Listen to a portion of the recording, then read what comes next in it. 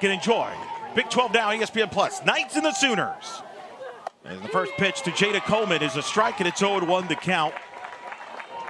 To Coleman hitting .429 with 11 homers, 37 RBIs. That 11th homer came last night in the third inning. Sooners in their white tops with the red pants and the helmets and numbers. Willis, Knights of the Citronaut Space U jerseys, which they've worn on Saturdays this year. That's missed for a ball. 1-1 the count. Kevin Condor is your home plate umpire today with Steve Gold at first and Tom Meyer at third. There are some clouds, overcast. Definitely some wind, because we're feeling it on the press box. 1-1. Off speed. There's the changeups missed there for a ball. 2 balls and a strike. Here's a look at the last pitch. And Sarah Willis trying to establish off the plate early in this ball game, and I don't blame her. We see her going back-to-back in that changeup, a couple of pitches. Trying to establish a zone and get the call going in her favor. The 2-1 pitch. It's 3-1, and it's a very lively crowd. It is sold out. A lot of Knight fans, a lot of Sooner fans, and they get very vocal. Of course, this was a very expensive ticket, senior weekend. Willis down in the count, 3-1 here against Coleman. There's the changeup, it's 3-2. That's going to be a key pitch today for Willis to have success against this Sooner offense. That pitch is so good, just going to float right through the zone there. Going to come in right at the belt buckle, too. You see Jada Coleman thought it was the ball. She's almost surprised, too, I think, by the strike zone there, but that one looked to be right down the middle.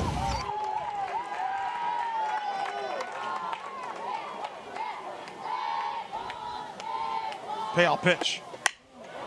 It's a slow ground to second. Samantha Ray with a flip to first. They get the out on Coleman, who reached on an infield hit yesterday that started that 5-run Sooner inning, but Ray makes the play for the first out. Samantha Ray doing a great job here, crashing in. She knows the speed of Coleman down the line. Again, recognizing it, getting rid of the ball as soon as possible. Nice little flip over to Doherty. Tiari Jennings to hit now. Wind's blowing out a little bit right to left. Jennings swings, fouls it off to the right side, but it is windy. In fact, our backdrop, which we put it down on the floor, just got itself up. It's unbelievable. I've never seen that happen before, so this could be a fun adventure. 0-1 the count to Jennings, who was hitless last night. Has 89 career home runs. 298 career RBIs, 294 hits in her career. 6 away from that 300 hit milestone, will become her 4th Sooner to get that mark. There's the wind. 13 miles. Wacky is a very underestimated word. It feels more than 13, but it is definitely gusty. I was going to say, I feel like it should be like wild winds. Wild winds. That could be in play later. A ball and a strike to count to Jennings.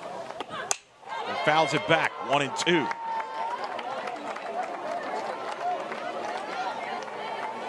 Jennings, of course, a 3-time All-American.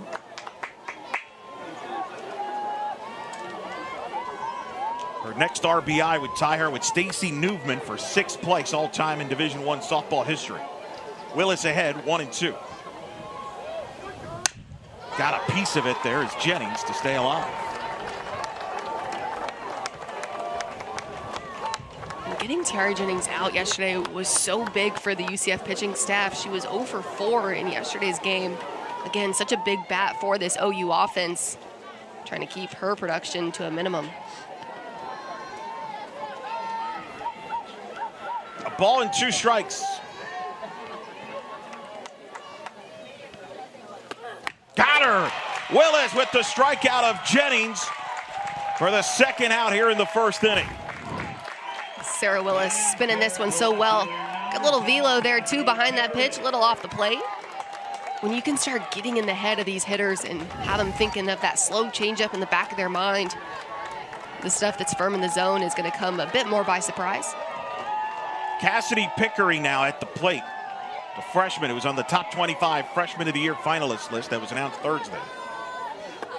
Swings to the first pitch and hits it foul to the right side. Of course, Willis came from Washington, won the American Conference Pitcher of the Year last year, led the Knights to the American Conference Tournament Championship in Tampa, where she pitched in all 3 games, was the tournament MVP, was Big 12 all preseason this year, and was the first night to win Big 12 Pitcher of the Week 2 weeks ago.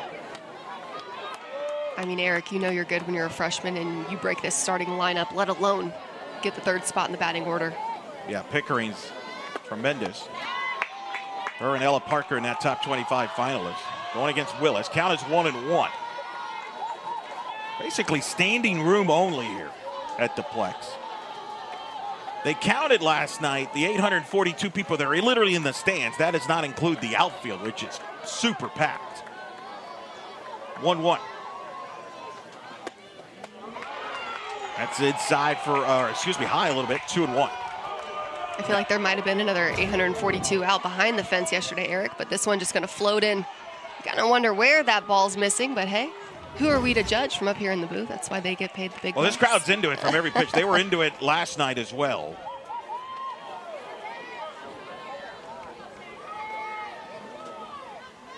Two-one pitch. It's a slow grounder to second. Ray to first. And a 1-2-3 inning for Willis and the Knights. Hey, when you're feeling good, just keep putting her in the game, and I think that's what Coach Gasso is going to be doing here today. Let her get the exposure. She delivers a first pitch low for a ball to Katie Birds, the senior from Miami, Florida. Hitting .323, making her 10th start of the year. Against the sophomore Deal, who was the #1 player coming out of high school, according to all the recruiting rankings that you would look.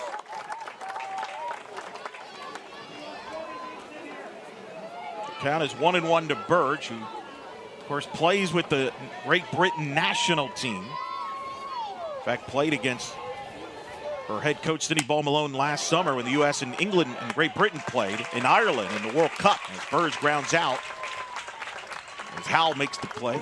2 up, 2 down. Or excuse me, 1 up, 1 out, down here in the first inning. And we got some misty rain now coming in here. With Stormy Kotzelnick, there are some gray clouds, so we hope it's nothing serious.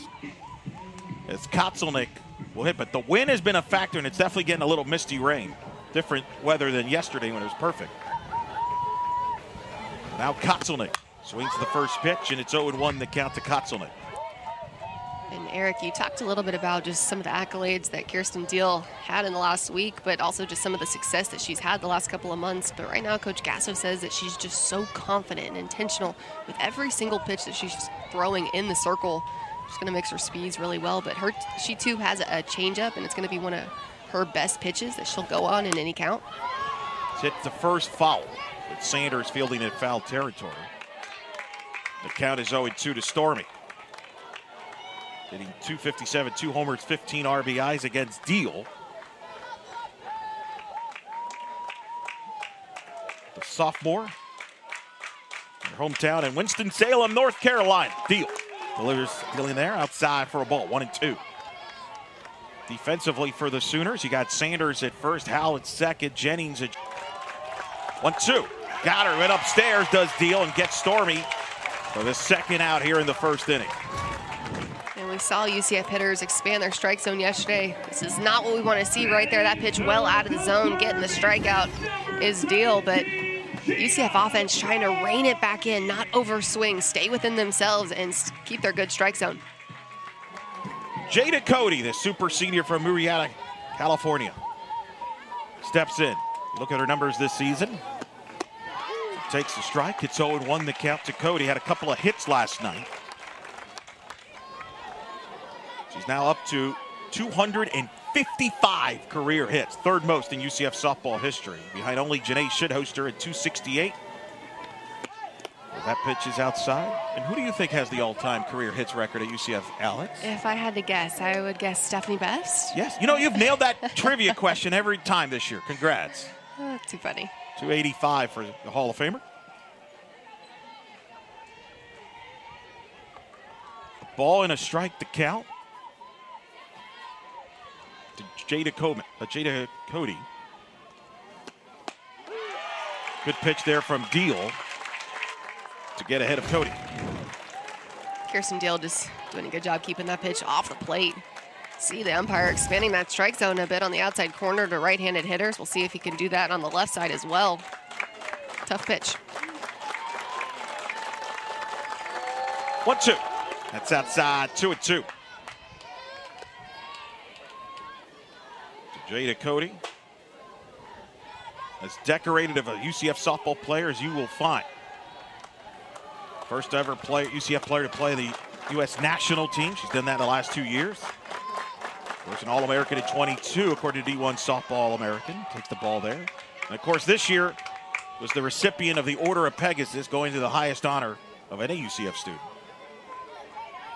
Is the all-time leader in career doubles with 53. And if she doesn't hold the record, it's usually Stephanie Bez. There's 1-2 in a lot of the bios there in the record books. The payoff pitch. And Cody lines to first. The catch is made by Sanders, as Deal would have to play Wednesday night in the opening round of the Big 12 tournament in Oklahoma City. Kinsey Hansen to lead it off here against Willis. Swings first pitch deep to short. Williams is there. Throw to first. In time to get Hansen on the ground out. One pitch, one out here in the second inning. Not a bad piece of hitting there. For the second, I thought it might get through the 5-6 hole, just knowing where Jazz Williams plays, which tends to be up the middle, but she does a great job. Good range, but it's the release out of the hand of Williams. It's so quick and so smooth. Good play. Ella Parker now at the plate.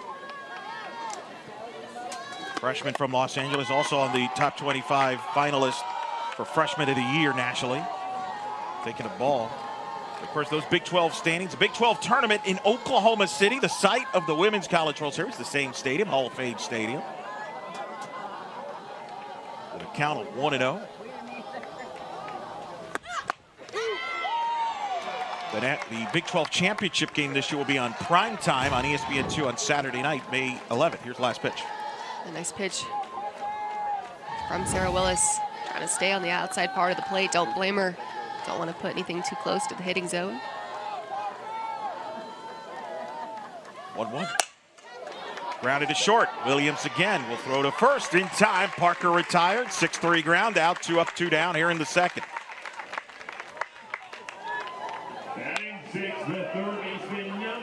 Another ground out. Williams, of course, such a splendid shortstop. Set the program record last year, being involved in turning 19 double plays for a shortstop. Had the second best fielding percentage by any night shortstop all time, behind only Brittany Solis in 2017. Also the second fewest errors by a shortstop in a season, behind Solis in 17. A swing and a miss here by Brito.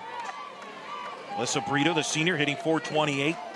16 homers, 48 RBIs. Hit her 16th homer in the first inning last night.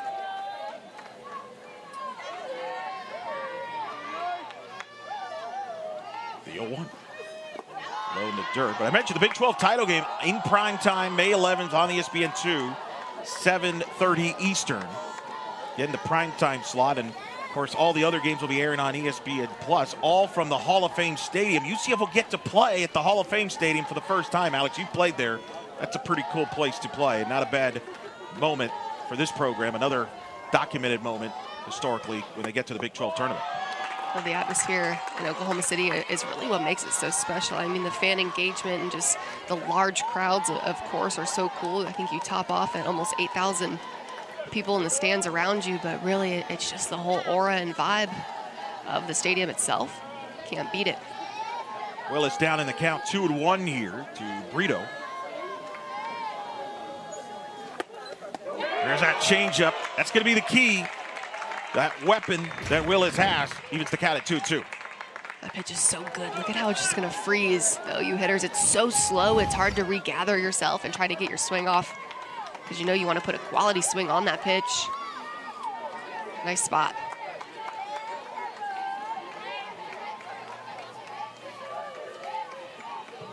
Two. Got her. Second strikeout of the game for Willis, and retires the Sooners. In what Coach Ball Malone should be most proud of. However, I know she was frustrated. There's a bunt attempt. That's going to be a hit. An infield hit for Chloe Evans. As Brito bumped into Deal, nothing that either Brito or Deal could do. It's a perfectly executed bunt single for Chloe Evans. No reason to be frustrated here. That one just perfectly placed right back to the pitcher, but you have Alyssa Brito crashing in, trying to make the play, cutting across the diamond, but her and Deal kind of get stuck on each other. You see just the slight contact kind of just messing up the mojo as you're crashing in that hard, obviously just trying to stay on your feet. So Chloe Evans gets on. She had a couple hits yesterday, double and a homer, drove in both runs, and I think you and I felt really good about how her swing looked last night. That could carry over. As now Ashley Griffin will come to the plate. She squares the bunt, bunts it foul down the first base side. First Chloe Evans, in case you wondered, last night her mom, aunt, and grandma missed the game. They were in an 8-hour delay in a flight. They are here today, and they provided you, Alex, and me with some of the dessert. There she is right there. There's the aunt, Crystal. The husband next to there, of course. Got the visor look. Notice all the Chloe Evans family members have unique hats and wear. And they know fashion. It must be something with there's the dad. The headgear. Next to Nick, longtime UCF fan. Great to see him there. There's Crystal, the aunt, making the trip all the way from the Midwest. Up in Minnesota, Wisconsin area. A lot of family members, as you would expect on senior weekend. 1-1 count to Griffin. Low 2-1 to Kim. But your eyes open when you saw the candy, the dessert that they brought here. I know. I was like, oh, what is this? Whose is this? 2-1 the count to the redshirt sophomore Griffin here. So the Knights getting the first hit. There's Sydney Ball Malone, who felt like, hey, let's play to our potential. Was not happy with some of the miscues early on in the game that really assisted Oklahoma. She's like, they're really good. We don't need to help them. Wants them to get off to better starts. I know that's something you've kind of agreed with her on that. 2-1 pitch, runner went. Griffin hits a fly ball to right, but playable. Boone makes the catch. Chloe goes back to first base as Griffin is retired on the fly out to right. And you see the approach there. Griffin trying to hit the ball the other way. Good situational stuff going on for UCF, and that's what Coach Bob Malone is going to want to see, is just the thought process and the intention going into every single at-bat. When you can go into your at-bats and have a plan, more often than not, you're going to find quality plate appearances from your hitters. Shannon Doherty at the plate. Takes ball one outside. Doherty had a hit last night. Hitting .295, 3 homers, 26 RBIs for Doherty, who is down to her last 2 home games of her legendary Knights career. Her and Jada Cody came in together in the fall of 19, was part of that 2020 team. Got that extra year after everybody lost that 2020 season.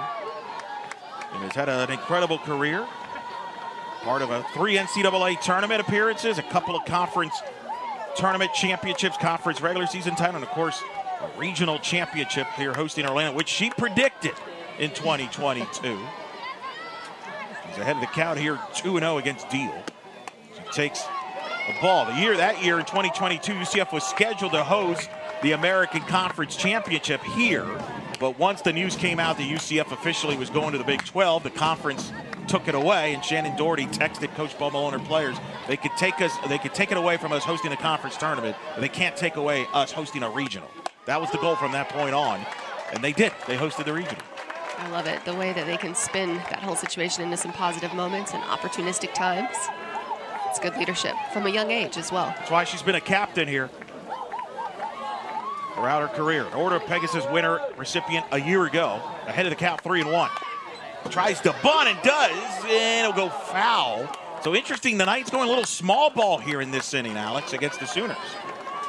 I like it, just trying to mix it up a little bit. You know, it doesn't always have to be the long ball. It can be this short game and situational opportunities as well. But right now, I think more than anything is Coach Bob Malone wants to see the pressure get put on the defense, as opposed to always feeling like it's on us as the hitters to try to come through. 3 balls, 2 strikes, the count to Doherty.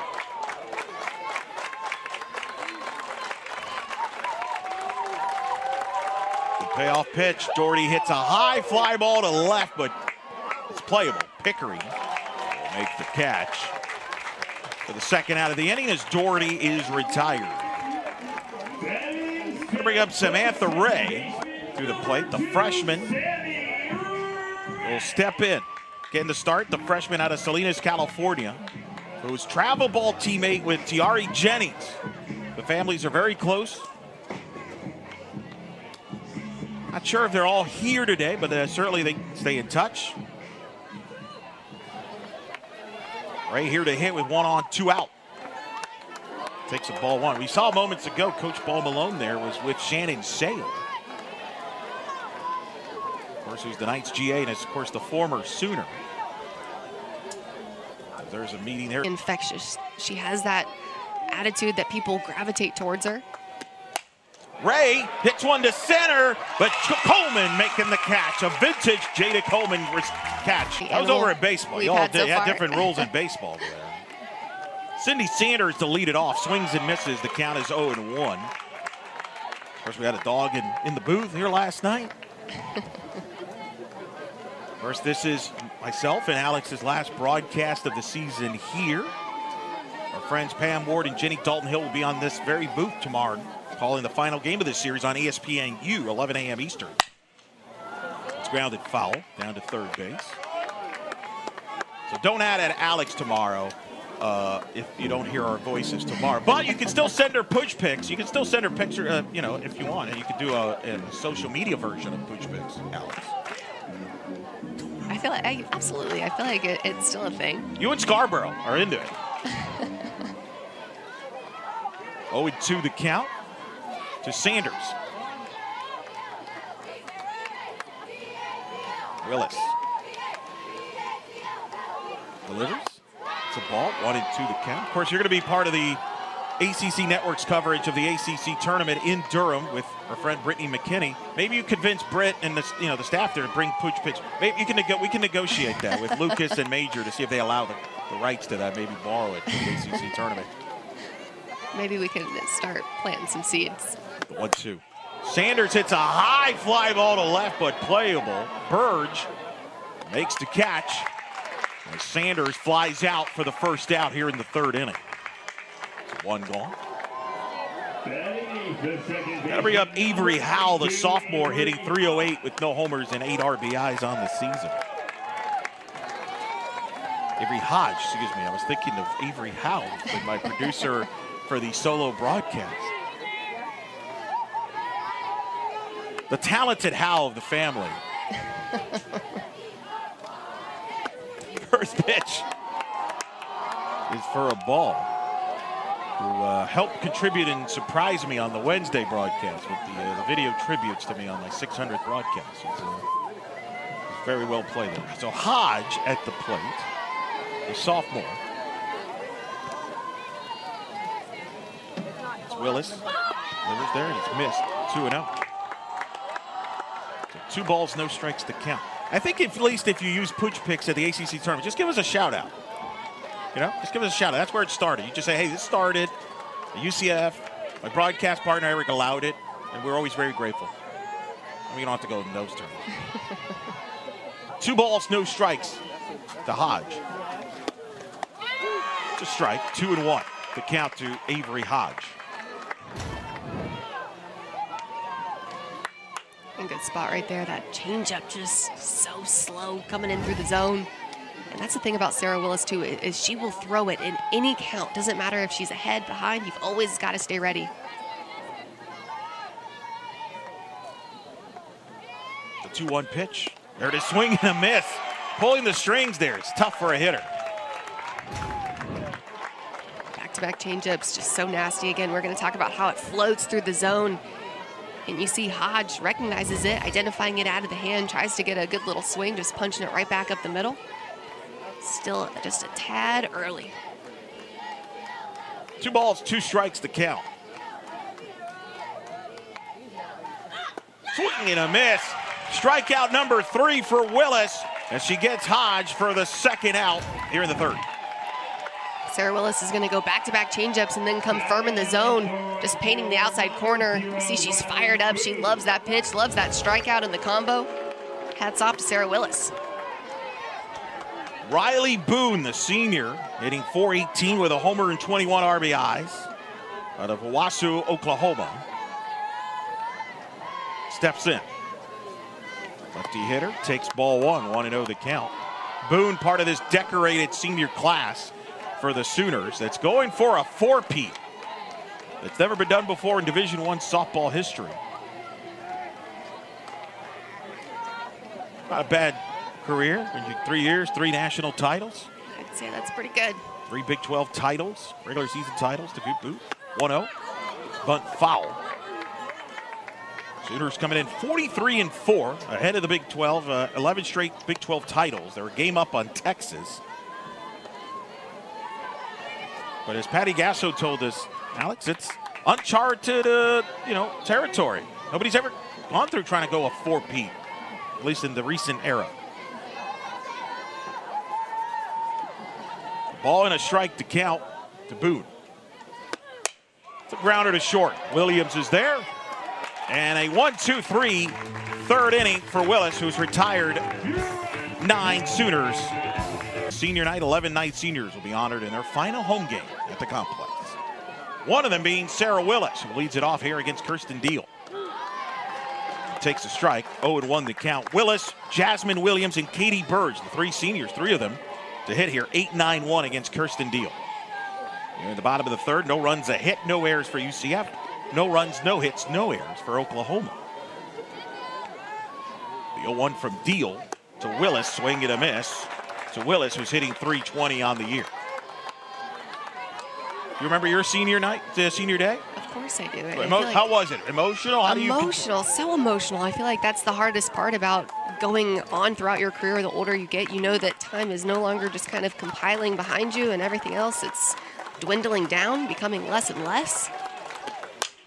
Willis hits a fly ball to right. Boone is under it, makes the catch for the first out here in the third inning as Willis is retired. Got to bring up Jazz Williams to the plate. We talked about her career and being here at UCF with Andrea Adelson at ESPN with an article that came out yesterday. How do you focus as a player when it's senior weekend in your last home series? As you see the husband for Jazz Williams there, I'm sure the baby boy somewhere around. Just ran off, of course, right as the camera shot went there. He knew it, he's camera shot. But how do you stay focused? There's so many family members here for all the seniors, and it's like a festive deal, but there's games to be played and focus there. It's unique. Well, you know that you have goals, and you keep those end goals in mind about what it is that you want to accomplish and the mission that you're on, and I feel like sometimes that's the only thing that keeps us in that present moment.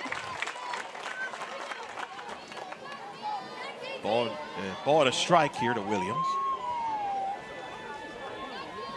See some of the fans out here. A ball and a strike, Deal. And of course, senior weekends are always emotional, but I think especially for both of these programs, Oklahoma will go through this next weekend at Bedlam, but these are 2 decorated senior classes, maybe the best in the history of both respective programs. So that makes it even more emotional because they've meant so much to the program. The 1-2, Williams, did she hold her swing? She did, according to the first base umpire, Steve Gold.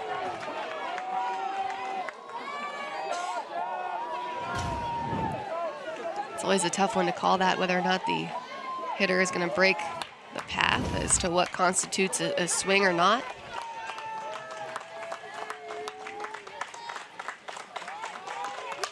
Williams on the 2-2 grounder. Nice play by Jennings. Throws to first in time. As Tiari Jennings makes the play. 6-3 ground out for the second out of the inning.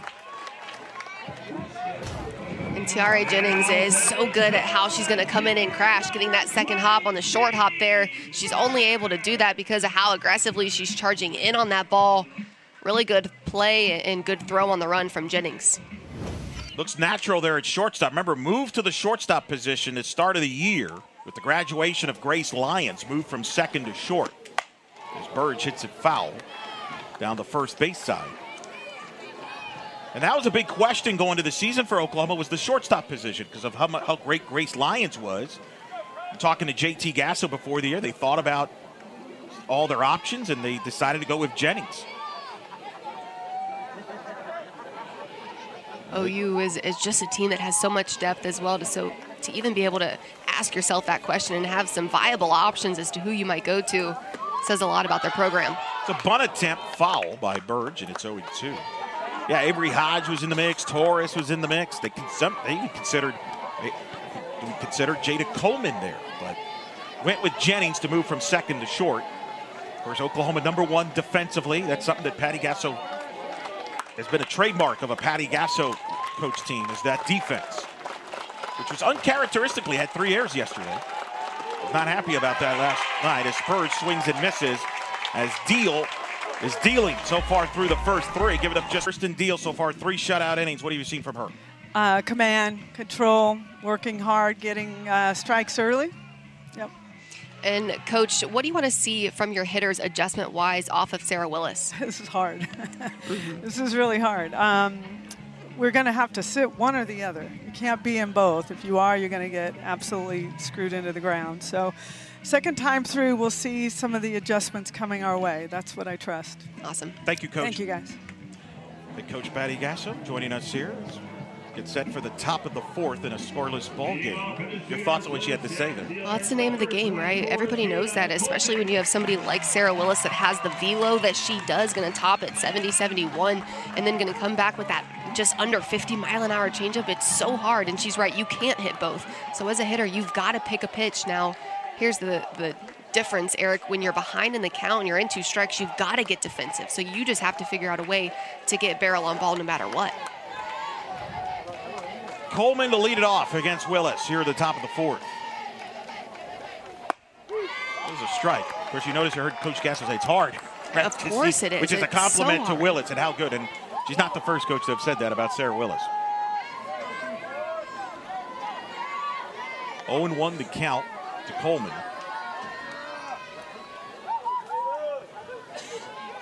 The pitch. It's in there for a strike, and it's 0-2. See Patty Gasso right there.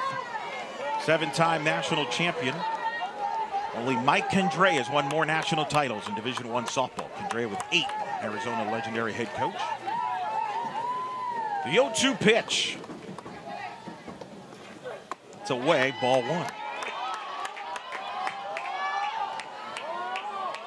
Look at some of the stats of Patty Gasso alone, and I think just the question that everybody is so keen on is, how did you do this? How did you build the dynasty that is the OU softball program? I mean, it's immaculate.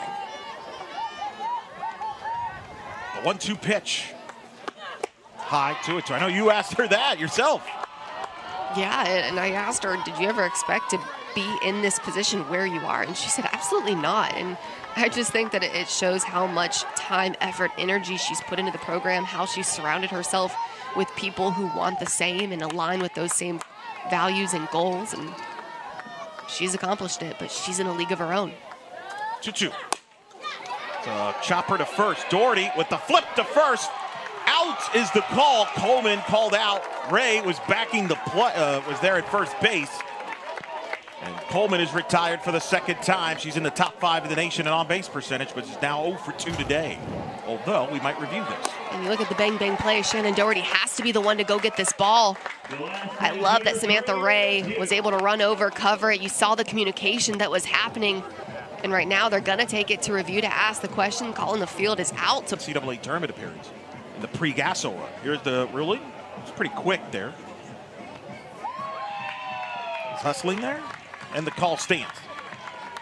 Never seen the up actually run to make that call. Usually they kind of walk. So that's good. Clearly they've heard your criticism, Alex, of taking call. This is you. This is all you, Alex. Maybe they're watching the broadcast about how slow this review process has been. So maybe they're just trying to speed it up. Hey, I'm not going to be the one to complain about it. Tom Meyer and Crew's like, you know, that power is over there in that booth. He keeps getting our case about how slow we are. We got to go quick. Now Jennings takes a strike. 0-1 to count. That was well efficient. I'll take it. Progress, not perfection, baby. 0-1 to count to Jennings.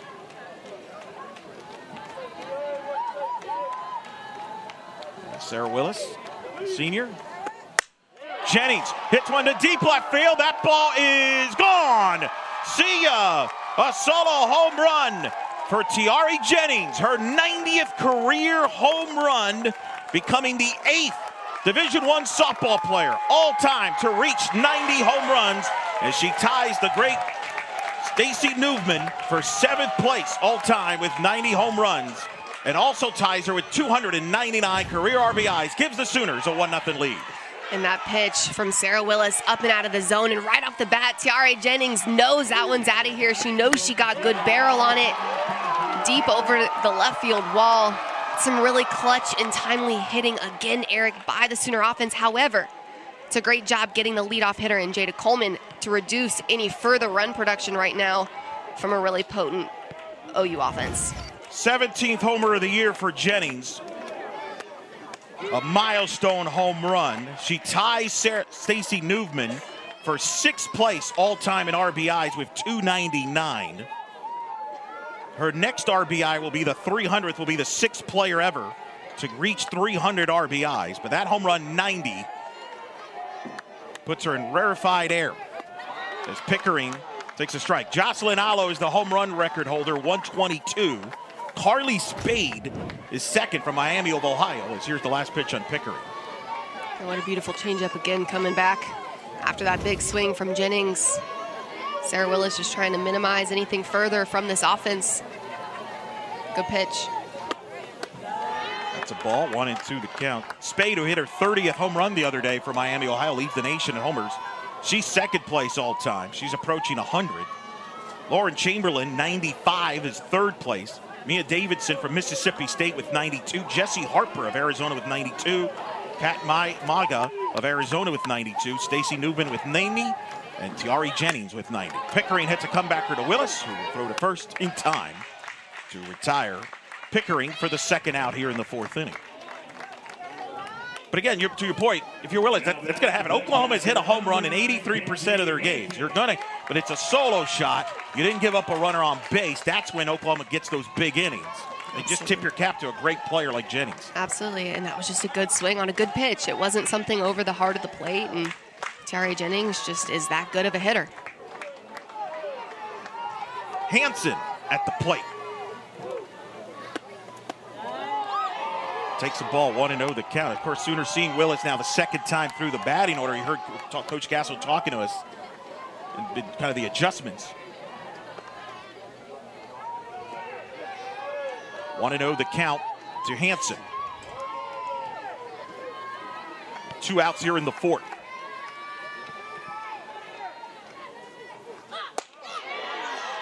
The 1-0 is missed there. 2-0. And again, it's just a fascinating atmosphere with Knight fans and Sooner fans. I mean, it's a lot of mixed crowds on every pitch.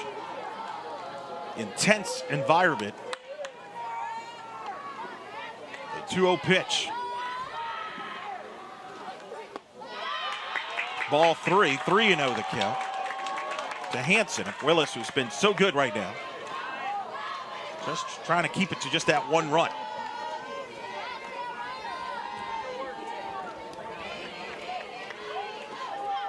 You see Willis's breakdown there.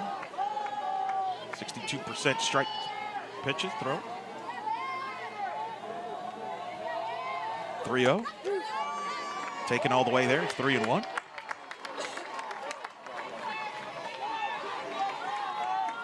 Kenzie Hansen is another hitter that's such a big threat in the box too. So Sarah Willis trying to be selective as to what she offers Hansen.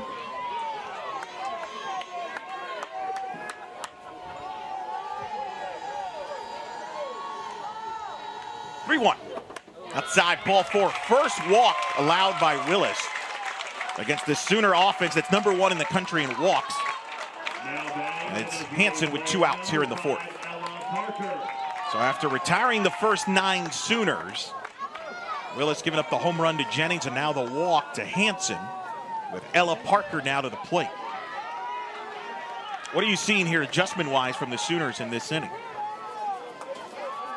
Well, UCF is still doing a great job, so nothing, astronomical. I think just Tiare Jennings, it was only a matter of time, right? She's a phenomenal hitter, so it's hard to keep somebody like her at bay time and time again. I mean, she was 0 for 5 going into that at bat, Eric. So again, that was a good pitch from Willis. Tiare is just a great hitter.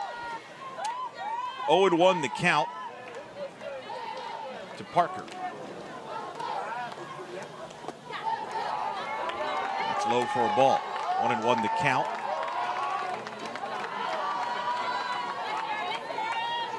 There's Jennings right there. What a magnificent career. Certainly in the mix for National Player of the Year. Talking to JT Gasso, the hitting coach for the Sooners, who's been part of 7 World Series appearances, 5 national titles since being on the staff. 1-1. That's just in there for a strike. 1-2.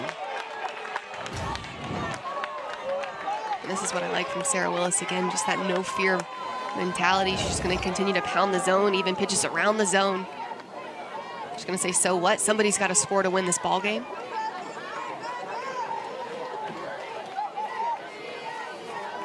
A ball and 2 strikes the count. Parker lines one to right. That will drop for a hit. Chloe Evans will barehand it. Gasso will send Hansen. The throw is wide as Hansen scores, and the Sooners extend the lead at 2-0 on the RBI hit by Ella Parker.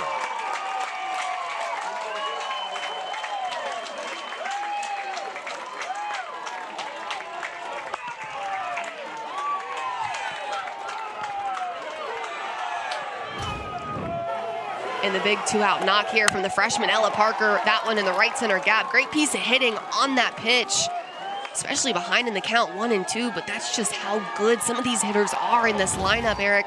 Doesn't matter if you're ahead or behind in the count, you're just committing to it. Brito at the plate. Takes a strike, 0-1. Again, this is one of the top teams, if not the top team in the country, especially offensively, and look at the numbers they've put up all year long. And well, man, Oklahoma hasn't been shut out since 2020, so that wasn't going to happen. Right, and man, Eric, I mean, it's not even just this year, of course, right? The last couple of years, they're being held to 2 hits right now. That's low for a ball. 1-1 the count. Well, that's the thing that makes Oklahoma, right? They can get to you mentally, psychologically. Absolutely.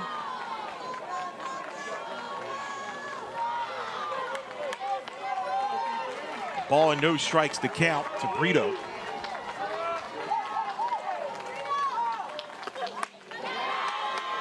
That's a ball. 2-1 the count. Interesting. Of course, it tells you how good the Texas pitching staff is. They held Oklahoma to 1 run in those 2 victories. And the Longhorns won the series back in Austin. 2 balls and a strike to Brito. Fouls that pitch back. It's 2-2. Parker at second. It's officially an RBI double for Parker, who now has 41 RBIs on the season. Certainly going to be in that mix for Freshman of the Year nationally. Her and Pickering, along with Keegan Rothrock of Florida, the great pitcher. 2-2 the count. See, grounded to third. That's a fair ball. Cody, no, they're going to say foul. Went foul at the last moment. So Brito gets another chance, as Cody was fielding the ball there in third. New life for Alyssa Brito, you wonder. Right there. Yep, Jada Cody could have just taken maybe one baby step in just a little bit more, trying to get that ball down the line. Only because that'd be a big play, right, to get the third out of the inning. Absolutely. No more run production. No doubt. Coulda, woulda, shoulda, though. It's easier on this side to say that. Correct. 2-2 the count. Brito lines one to center, but Rowe is there, makes the catch, just retire the side. Sooners get 2 runs. Highlight bottom of the 4th. Knights coming to the plate. We're joined by UCF head coach Cindy Ball-Malone and Coach Sarah Willis, just giving up 2 hits against this Sooner offense through the first 4 innings. What are you seeing from Sarah? Sarah's throwing a good game. We had a malfunction and a wrong pitch was called on the home run, and I'll own that. And that's not an out just because Tiari Jennings is a great hitter. She deserves better than that to have that mistake happen, and I'm going to say that that occurred. So the other run, that's on us. We need to play better. We need to protect her because she's a dominant pitcher, and I think she's got the good enough stuff to beat this team. Coach, what kind of adjustments do you want to see your offense make off of Deal in the circle?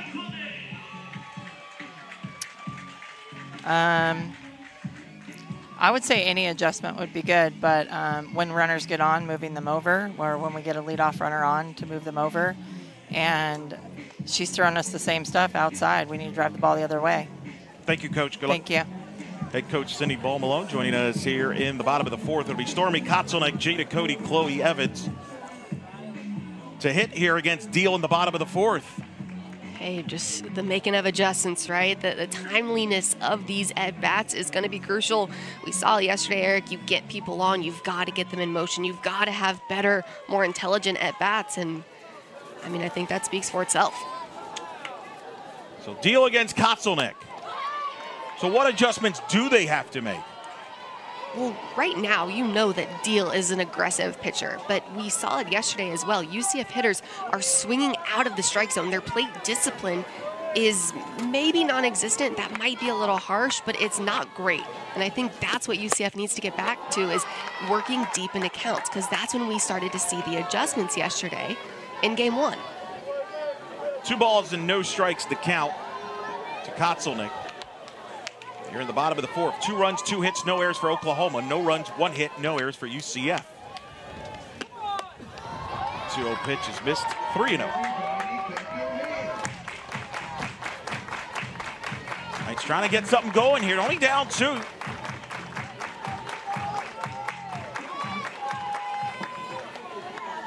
Stormy with a 3-0 count here against Deal.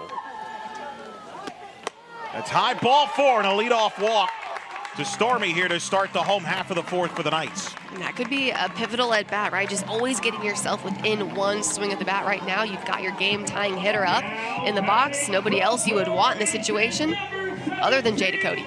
Of course, the Knights now going through the second time in the order seeing Deal, too.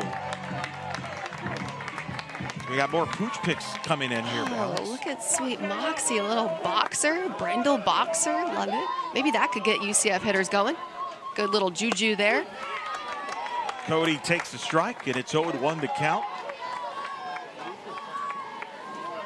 Stormy Kotzelnick at first base. It's 4 steals on the year.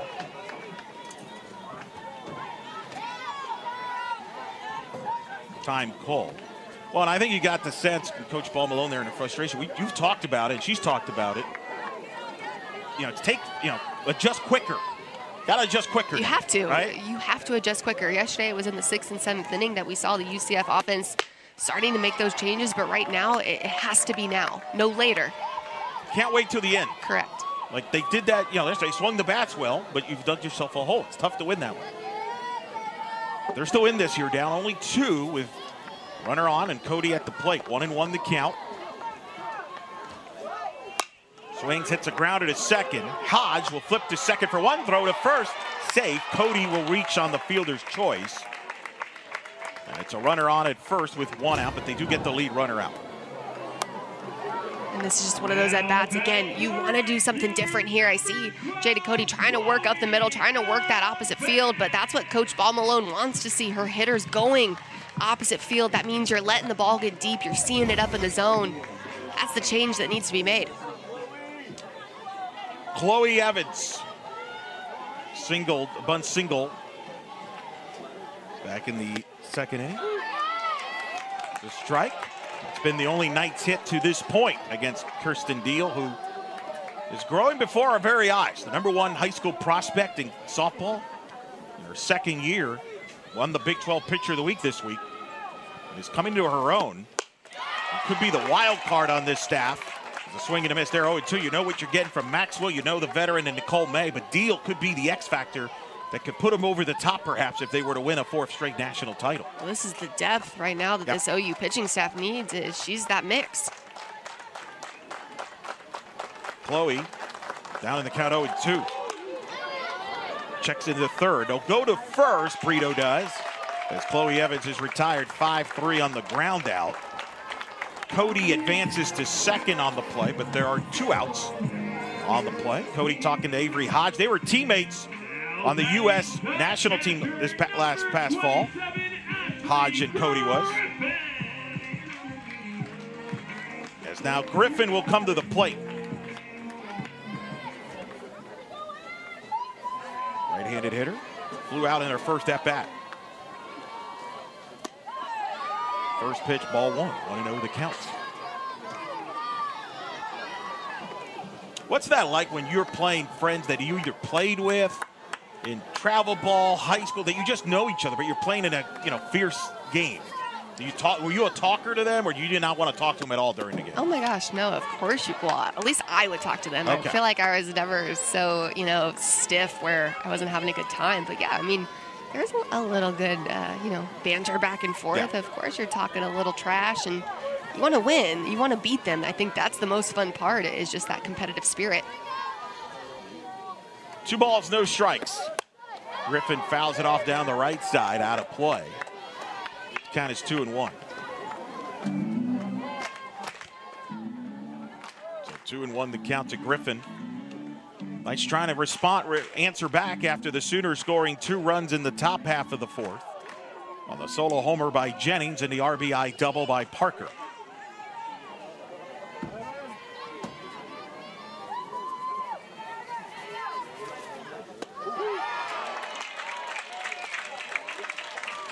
Strike there, it's 2-2. And this pitch is where you want to be sitting too. If you're a hitter against Deal, just knowing that she's working different parts of the zone, she's changing velocities as well. You want something that's firm and over the middle of the plate. That was the pitch. 2-2 pitch. Swing and a miss as Griffin goes down on strikes. 3rd strikeout of the ball game for the sophomore Deal. I think it did look comfortable. I don't think that dog wants to move. What did they say? Never wake a sleeping baby, maybe never wake a sleeping pup. First pitch to Cindy Sanders is low for a ball. 1-0 to count to Sanders. Followed by Hodge and Boo. Let sleeping dogs lie? Is that the cliche that I just heard? There we go. Maybe that's a majorism. I'm not sure. Majorism. The 1-0. It's a ball. 2-0 the count. 2 balls, no strikes to count. Of course, Major help producing, directing. It's been fantastic to work with him this season alongside Lucas Rushgren, Avery Howe. It's great Big 12 Now staff. All the people working behind the scenes, the cameras. The 2-0 pitch. It's missed there 3-0. Don't worry, most of them will be back tomorrow. You and Alex and I will not. So just want to give my thanks. It's been a quick season, Alex. It has. I feel like time flies when you're having fun. That is definitely we've done best we can. 3-0 the count to Sanders. It's a strike and it's 3-1.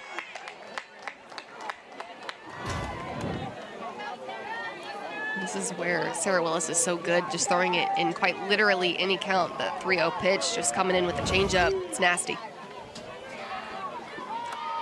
The 3-1 pitch.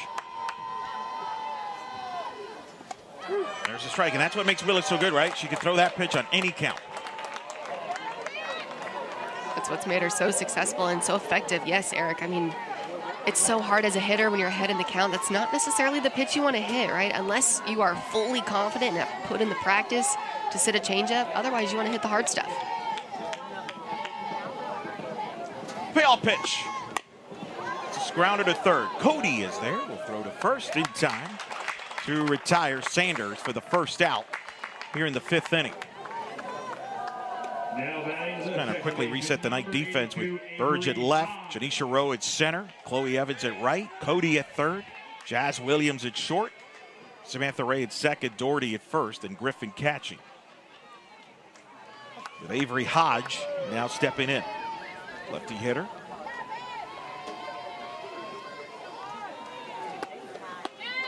First pitch, low ball 1.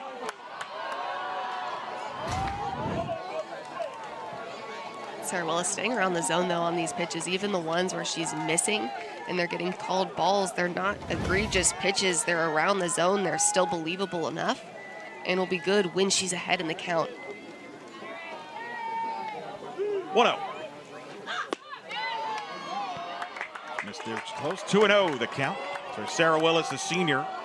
Who knows? This could be her last start here at the complex. We don't know what they'll do tomorrow. But what an impact she's made in the 2 years, Alex. And think of the growth that we've seen from her from last year when she was coming in relief and building that stamina to becoming one of the best pitchers in the country. So the 2-0 lined her right back to Willis, who makes the catch. And there's that exuberance and joy that she plays with. There's 2 outs. This is where Sarah Willis, too, is just such an athlete. Making the line drive catch there looks so easy, so smooth. That's why we've seen her, though, play multiple positions, somebody that has contributed in a multitude of capacities for this UCF team. Riley Boone at the plate. Boone with a chopper over Doherty and past Ray and into right. And Boone quickly going to second. Evans throws to second and she's out. A dart thrown by Chloe Evans. Boone is arguing there is obstruction. And the umpires are going to talk about it. And are they going to give her this second base with obstruction? It looks like they are. So Boone gets on second. Now they can review if they want, if it's obstruction or not. Of course, it's discretion. Let's take a look if there is obstruction. Here's the play.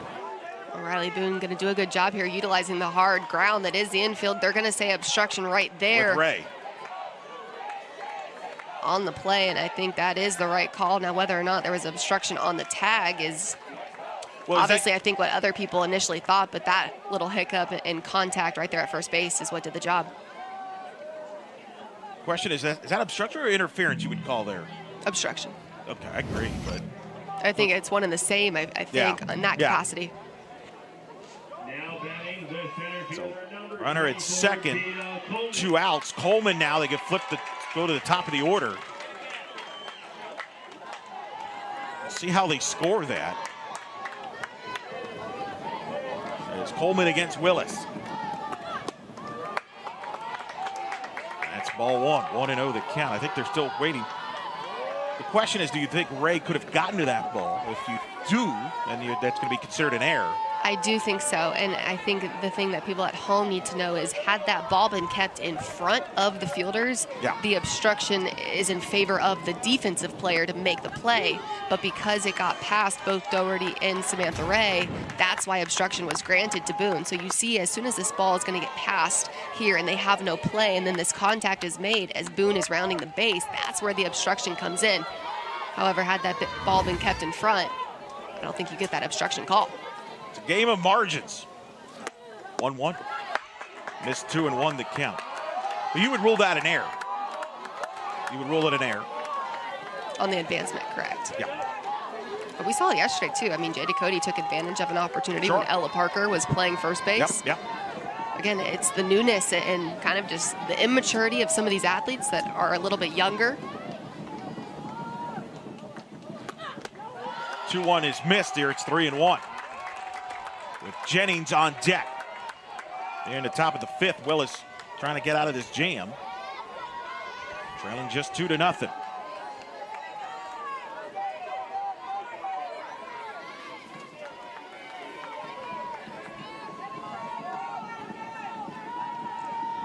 The 3-1 pitch from Willis.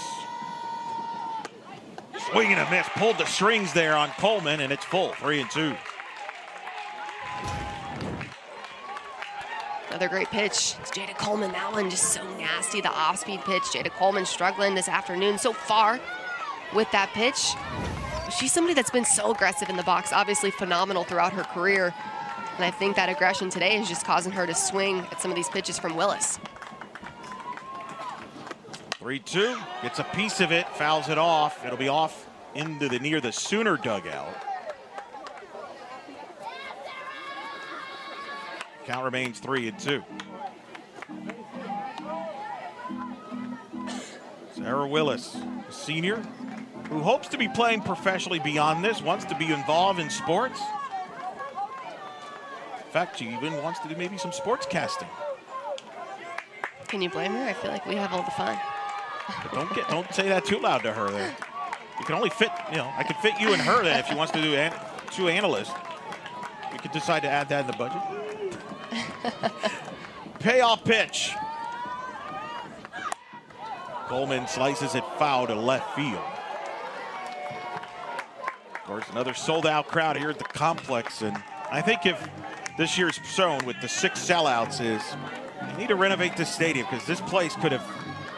We think there's probably 1,200 people at a minimum here, and he probably could have added more seats for a series like this against Oklahoma and Texas. The interest is there.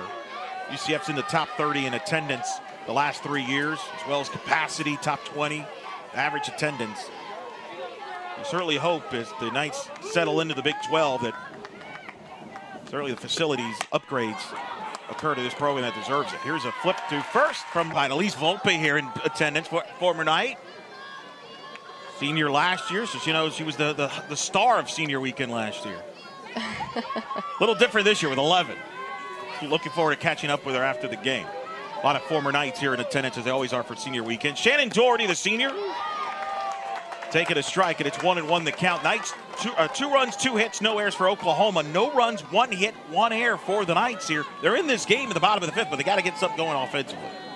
Well, you got to score to win, right? So right now, that big old goose egg on the board is what's needing to be changed. Somebody's got to be the one to make the swing, hit the ball. Ball and 2 strikes, the count to Doherty is the last pitch. That's where it's going to be so important for these UCF hitters to try to stay in their zone, get something around the strike zone, that plate discipline that we talk so much about. 1-2. Doherty hits a pop-up in the infield.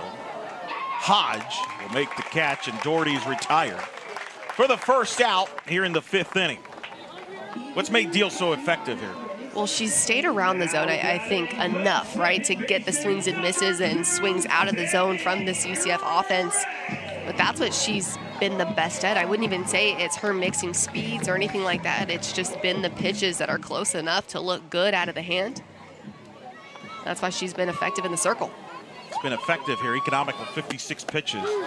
Delivers a strike to Samantha Ray. First, the Knights 28-19, 36 in the RPI coming into today. Of course, they have top 50 wins, 2 wins over Texas Tech, 2 wins over Kansas, a win against FAU, a win against Liberty, but certainly still need some work to be done to feel good about making a 4th straight NCAA tournament. They're currently in 6th in the Big 12 in the standings.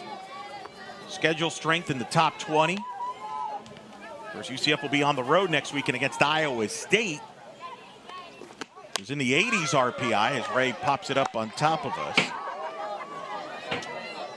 That ball is literally right on top of us. It's bouncing towards Alex's power side, but it goes up. But look at Deal and where she ranks nationally. Of course, Najee Kennedy was phenomenal last night for Stanford in Seattle to get the win against Washington.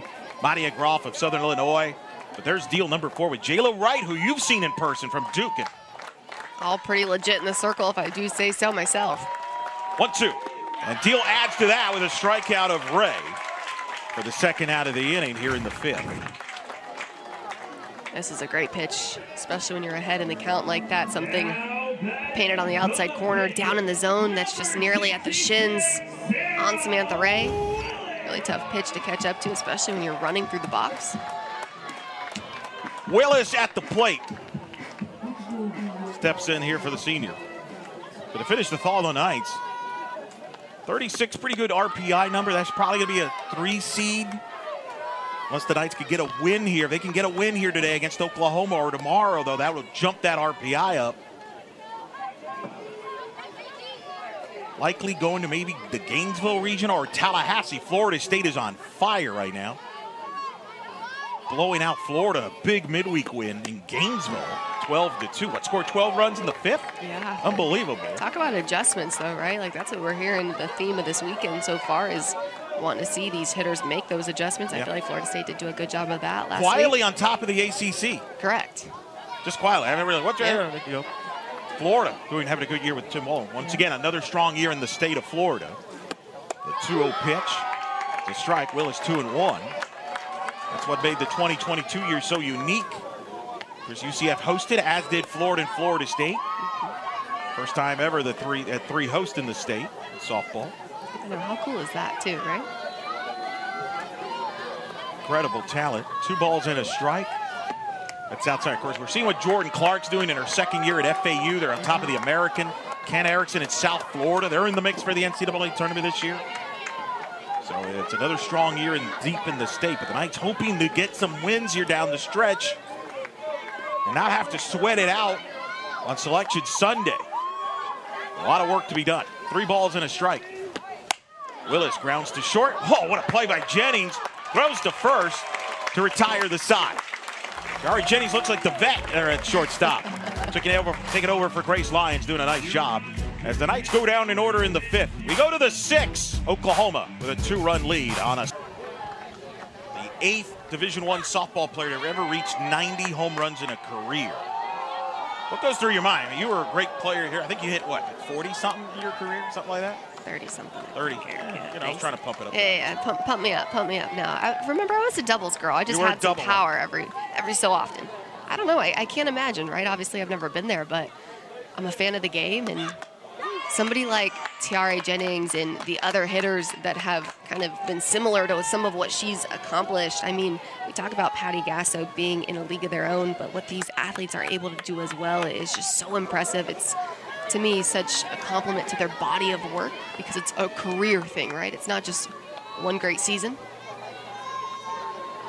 1-1. Jennings gets under it, hits a fly ball to right center. Rhodes under it. Jersey. Well, right off the bat, too, Jennings knew that one was gone. But I guess when you've hit 89 of them before that. You know how they look. Yeah, you know how they feel. You know how they look. I don't know. That's fair. Just guessing. Pickering at the plate, taking a ball. She's tied with Stacy Newman, who's one of the greatest players all time, Olympian, now the head coach at San Diego State with 90 home runs. Tied for 7th place all time in Division I softball history. And who knows? With a big push here in the next month, has a chance to maybe get near that top 2 there, trying to chase down Carly Spade of Miami, Ohio, who hit the first home run at Love Field when Miami, Ohio played Oklahoma. You are just Mr. Encyclopedia over here. But it helped I had her on my podcast recently on Okay. the Circle on D1 softball. Carly Spade, we talked about that. That's amazing. Pickering at the plate with 1 out.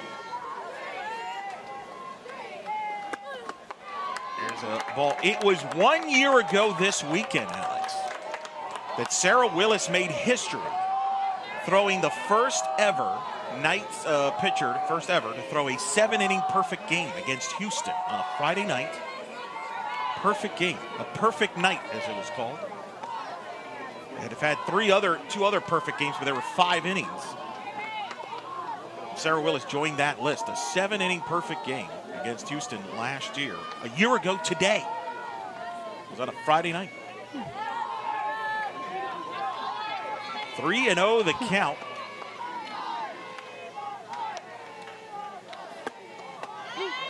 There's a strike.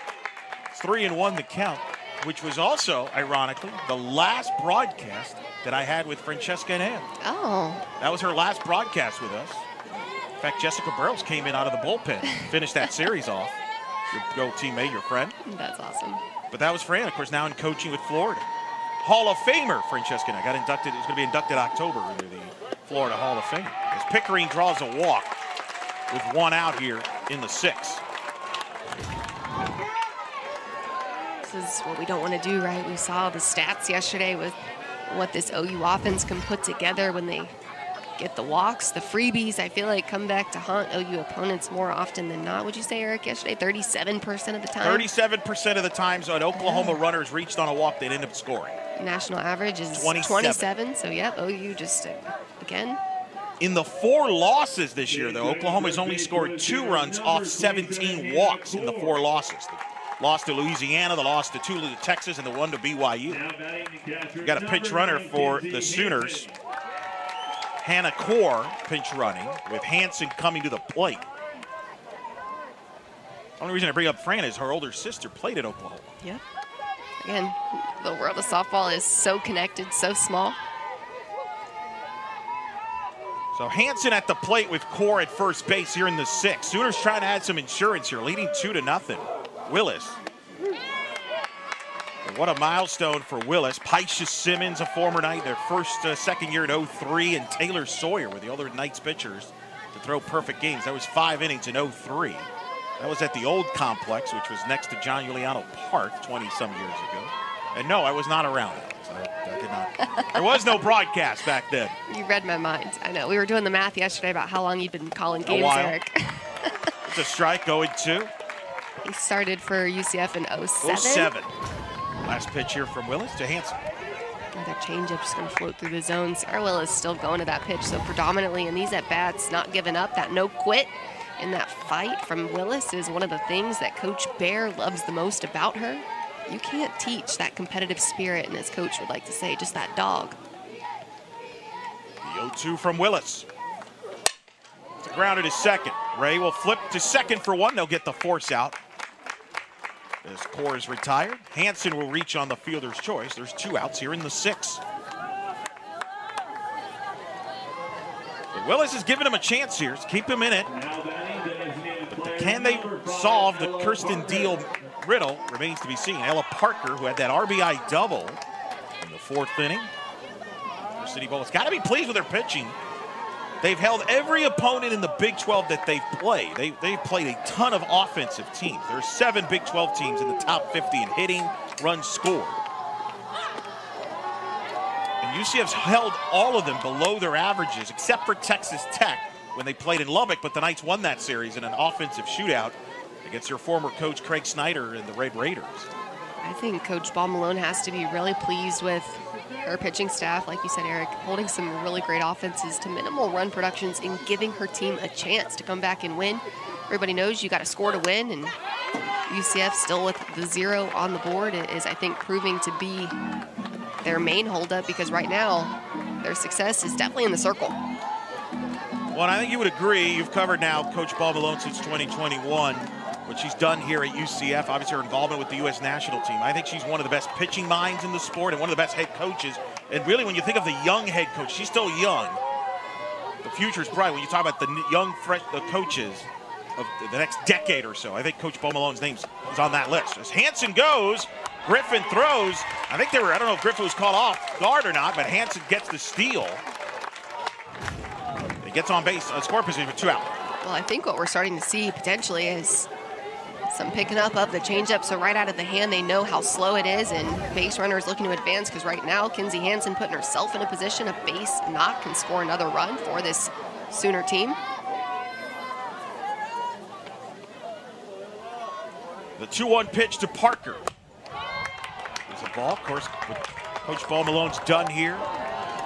3 NCAA tournaments, couple of conference titles, 3 40-win seasons, which never happened in this program before. And of course, that regional championship in 2022 is a national seed hosting. 3 balls and a strike.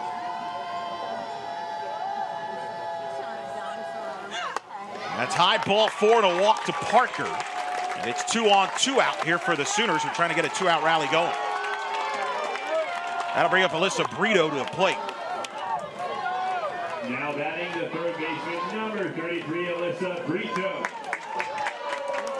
Sarah Willis getting a little deeper into this pitch count right now, just at 93 pitches. I want to see her start just kind of trying to go back to where she was in the beginning of this ball game, attacking the zone early in at bats, not letting these hitters get into 3-ball counts. First pitch from Willis to Brito. It's jam, pops to first. Doherty's there to make the catch and retire the side. Willis is through 6. Has just given up 2 hits to the #1 hitting team. Runs 1 hit, 1 error. An old school pitcher's duel between Kirsten Deal and Sarah Willis. As Deal will face Jasmine Williams to lead it off here for the Knights here at the bottom of the 6th. Hannah Core, who pinch ran, stays in the game and is in left field for the Sooners. Taking over for Pickering. Eric, I feel like the softball and baseball gods knew that we had some good games going on. The sky has really cleared up. The sun is now shining, thankfully. Of course, there's the baseball game later today, I guess. Helps. Williams pops it up, foul. It will go out of range. Or no, not out of range. As Sanders says it's not out of my range. She makes it over the shoulder catch. Made that look nonchalant. Wow. Sydney Sanders did. She just was super quiet in this. Just look at how she got a good break, immediately going straight back. The over-the-shoulder grab. That's not easy to do either. Trust me, take it from firsthand experience myself. Those balls can sometimes get you a little off-centered with your footwork too. Again, maybe just speaking from experience a time or two. So Aubrey Evans is going to pinch hit here for Katie Burge in the leadoff spot. It's Coach Palmone's trying to find some answers here, Alex. It's late, getting late here. Bottom of the 6th, only down 2. To try to give some different looks to Kirsten Deal.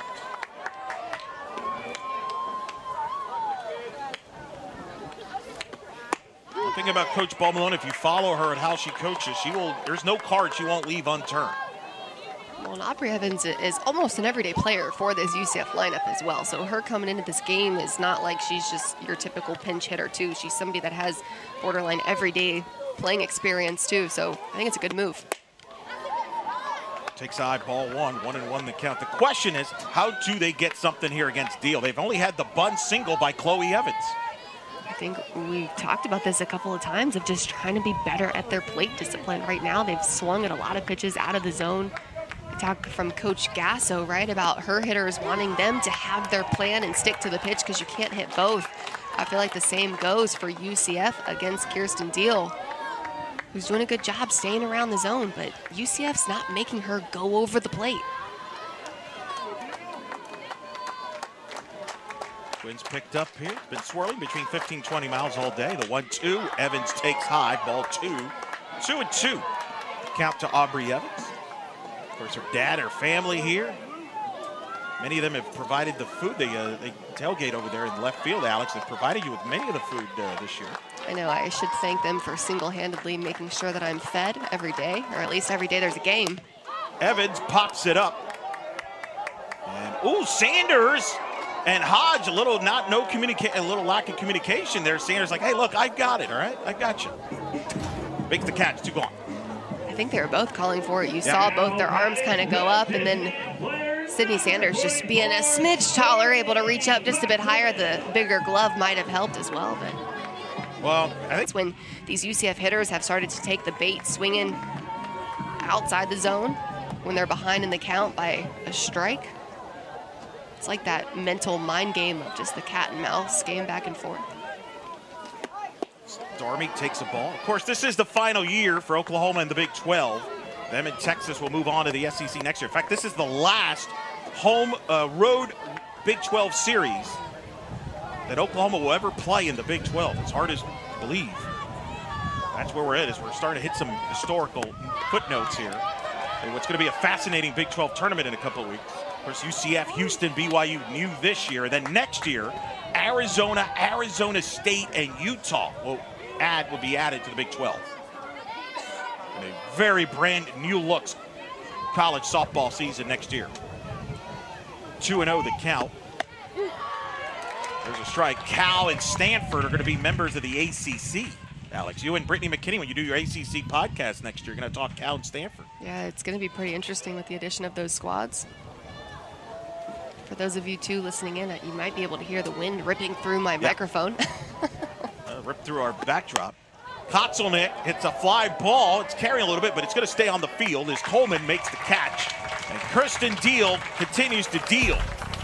Face the Sooners here, Cindy Sanders. Top of the 7th. First pitch from Willis. Low, ball 1. 1-0 the count to Cindy Sanders. Followed by Hodge and Boone, 8-7, 8-9 for Oklahoma. The 3-time defending national champions against the Knights. There's a pitch low. Of course, these two programs played in the 2022 Super Regional at Martina Hines Stadium. Sooners winning that Super Regional, Jocelyn Allo and company. Knights got a run on Jada Cody home run. They hadn't played other than that until this weekend. The 2-0 from Willis to Sanders. It's low 3-0, and Sarah Willis now falling behind Sanders. So look at that last pitch. A little low. It's counted 3-0.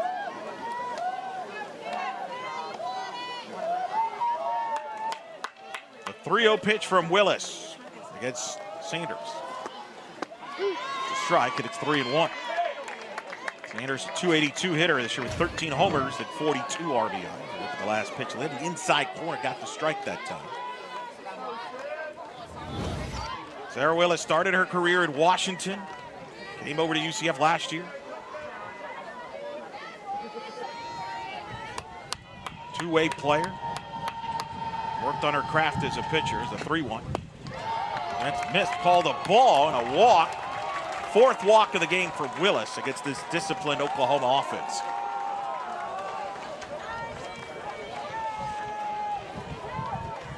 Now Riley Ludlam is going to pinch hit for the Sooners. It's Coach Patty Gasso coming out. So Riley Ludlam might be the pinch hitter, I should say. Actually, maybe not. It's actually going to be Alina Torres that's going to pinch hit. We got a pinch runner for Oklahoma. Quincy Lilio. So Lilio's the pinch runner. They're going to go with Torres to hit. Alina Torres started last night at second base, coming in here to hit with runner at first and nobody out.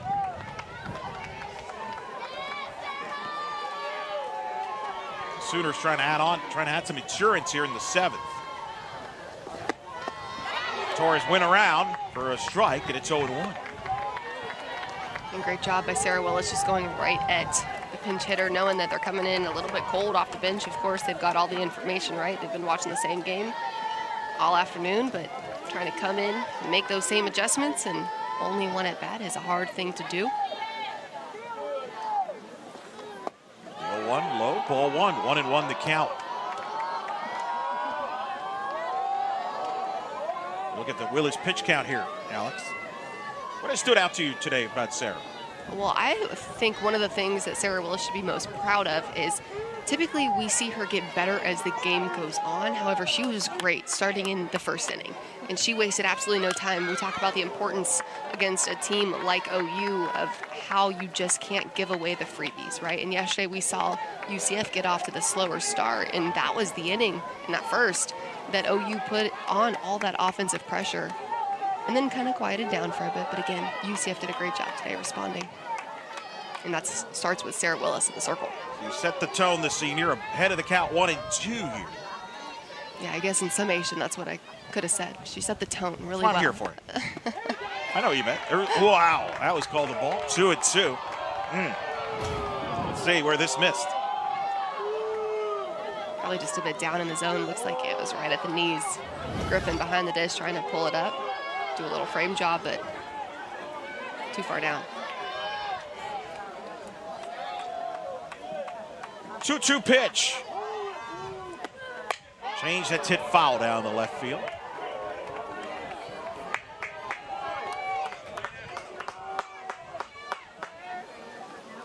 Two the count here. Been standing room only. Normally a lot of times fans on the Saturday gets hot and they're like, hey, there's no shade, but everybody's having a good time whether they're in the outfield or in the stands. Cheeseburger, what was it delivered today to us? Third cheeseburger and some cheeseburgers, some chips, some pickles. It was actually a bacon cheeseburger for anybody keeping score at home. 2-2. Swing and a miss. And a strikeout number 4 for Willis on the day as she gets Torres for the first out here in the 7th. That's a great pitch from Sarah Willis, responding well after the leadoff walk there. That one going to be on the outside corner. Knowing, again, that Torres is coming in this game a little bit cold, has the information, but has to execute the plan. And Willis wasting no time going right after her.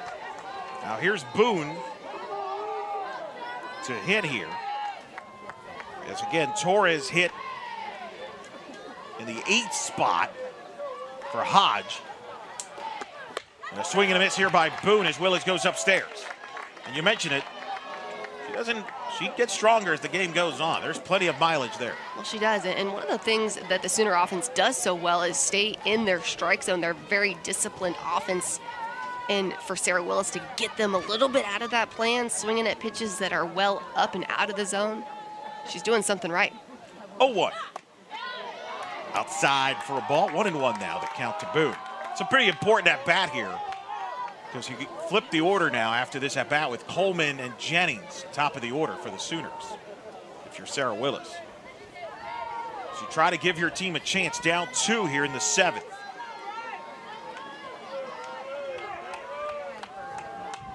For 1-1. There's a strike, and it's 1-2. Willis ahead, 1-2.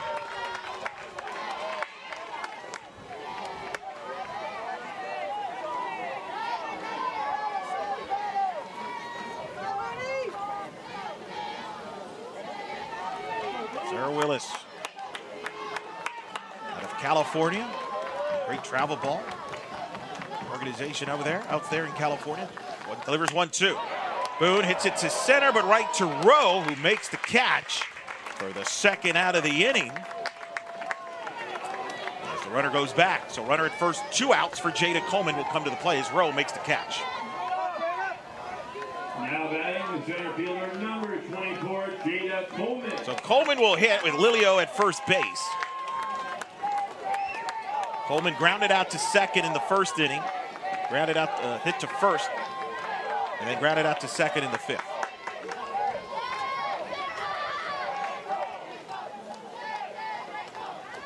First pitch from Willis.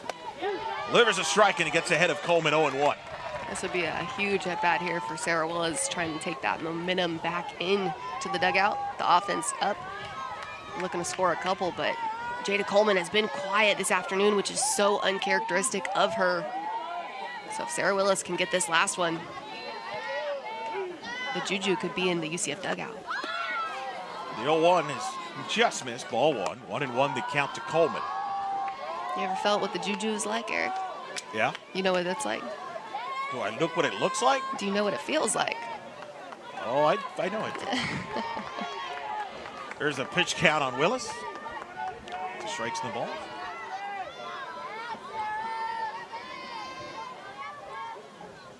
1-1 pitch from Willis. And it's high, ball 2, 2-1 the count to Coleman.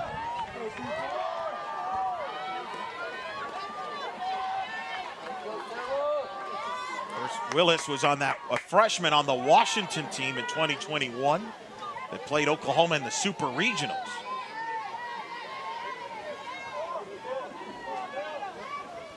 The 2-1 pitch from Willis against Coleman, who was a freshman on that Sooner 21 team. Part of this historic senior class for the Sooners. Both of these programs with great senior classes.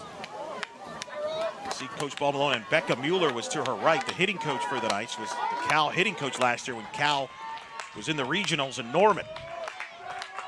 As Cal made the tournament for the first time in a few years. 2-2 the count.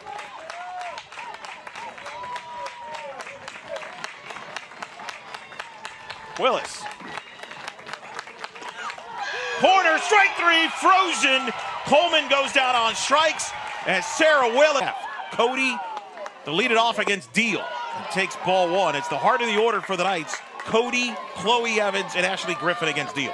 This is a great part of this UCF lineup here, trying to put something together, string together a couple of good at-bats, get people on base. But Kirsten Deal for OU has been dealing. Cody fouls it back. The legendary Jada Cody, what a career she's had.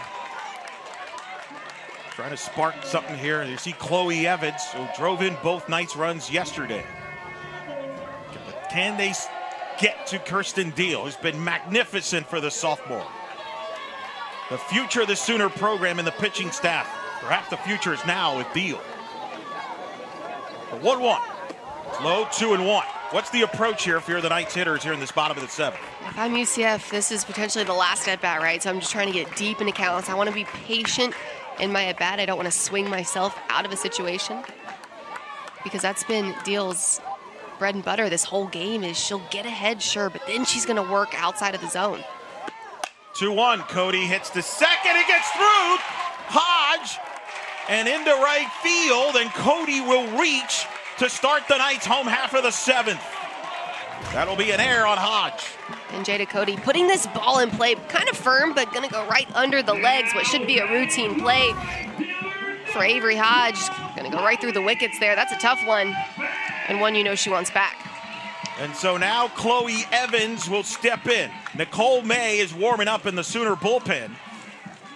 With Chloe Evans now, who has the only hit. There's her aunt and her dad making the trip from the Midwest. Wisconsin senior, Chloe Evans. Takes a strike, 0-1. We've seen a lot of errors too, I feel like, this weekend. I mean, again, very uncharacteristic for both teams. Some of the best defenses in the country. Well, we've seen some hard hit balls from both sides. I think it's played a factor in that. Chloe hits one to the right side. They're going to go to second for one, and they'll get the force out. A nice job there by Sanders. Chloe reaches on the fielder's choice, 1 out. Sydney Sanders going to do the backhanded grab there, going with the leadoff out. That's a right move there as well because you've got Hodge behind you trying to hustle over and cover first. It's a good heads-up play. It's one thing as I've noticed, Alex, when you're playing Oklahoma, it turns into a physical softball game. And what I mean by that is there's going to be hard hit balls by Oklahoma. They're going to hit hard hit balls, but you respond with hitting hard balls to it. And I think that's why we've seen some of the defensive errors, if you call it, because I think this has been a bit of, quote, a physical softball game. I agree. I mean, yeah, you can hit balls hard all day long, but I do think both coaches expect a lot out of their defense. They expect them to make the plays, right, because they are considered still the routine ones, even though they're hit firm. Kennedy Searcy pinch hitting here, the senior from Jacksonville.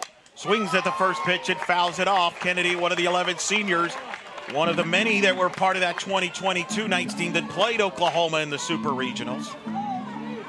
Gets her number called here, hitting for Griffin in the 5 spot. With Shannon Doherty on deck, who may have a chance to hit here. 0-1 the count to Kennedy. That's in the dirt. Good block by Hansen, who's the reigning Johnny Bench Award winner, one of the best catchers in the country. Healthy this year. Been battling some injuries. But healthy, of course, Kennedy's dealt with some injuries herself this year. It's limited her in her game action. In fact, actually, Sona is the one that's on deck.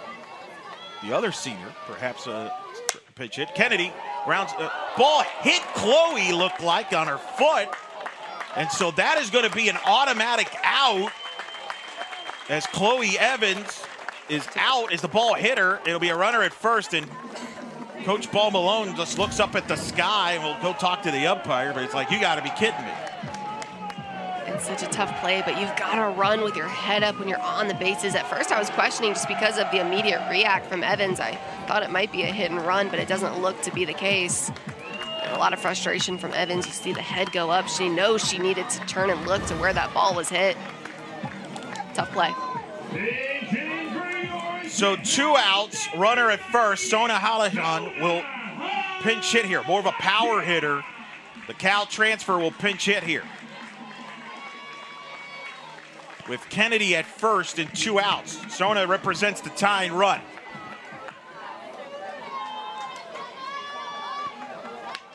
Right-handed hitter against the lefty Deal. First pitch swing and a miss.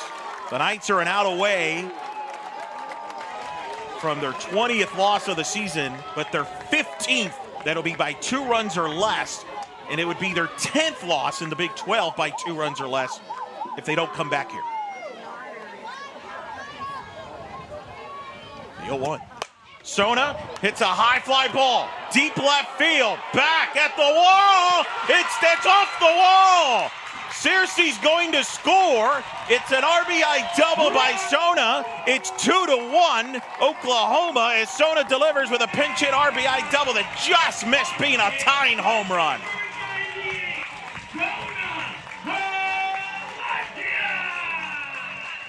And Sona Halahan with a huge swing. You see that pitch right over the middle of the plate, but the wind carrying out to left field, just going to continue to drift. You see Coach Paul Malone, she's going to be wandering all across the screen like, oh my gosh, is this going to be the one? Is it going to be out? Are we going to tie this game up? But the 2-out double RBI coming in for Halahan. That's a big swing. Core there at left, leap for it. It just stayed in. If that ball is out of the park, it's a tie game. As it is, it's a double, but oh my goodness. Alex, I feel like we're seeing the UCF season in a nutshell. The senior freshman from Corona, California, steps in with the runner at second, 2 outs here in the bottom of the 7th in a 2-1 game. The first pitch from Deal is a strike, 0-1 to Humphreys. What is her mom thinking? The 3-time national champion at Arizona, Krista Humphreys, thinking as she watches her daughter here. She better get the job done. That's what I'm thinking with how competitive I heard that they are. Yeah, that's what I would be thinking if I was her mom. The 0-1. Outside, ball 1 to Humphreys. But here's the thing. I feel like what I would typically say is if you're Coach Ball Malone playing against the #1, #2 team in the country, NOU, you're really happy to be in this moment, the opportunity to win the game with one swing of the bat. But she's been here so many times, so she just wants to see it finally get executed. 1-1. High, 2-1. 2 balls and a strike to Sierra Humphreys. If the game were to extend, Sarah Willis would hit. There's Patty Gasso, who's an out away from her 1,500th career win. The 2-1. Swing and a miss. Deal dials it up upstairs and evens the count at 2-2. And this is where Kirsten Deal has made her living all day long. That pitch well up and out of the zone. But the UCF hitter has fallen victim to it all afternoon. Everybody on the feet. Whether you're Night Sooner here, big one. 2-2 the count. Humphreys up the middle. Jennings is there. Will throw to first and is in time. They get Humphreys out. And the Sooners survive and hold on to beat UCF 2-1 in a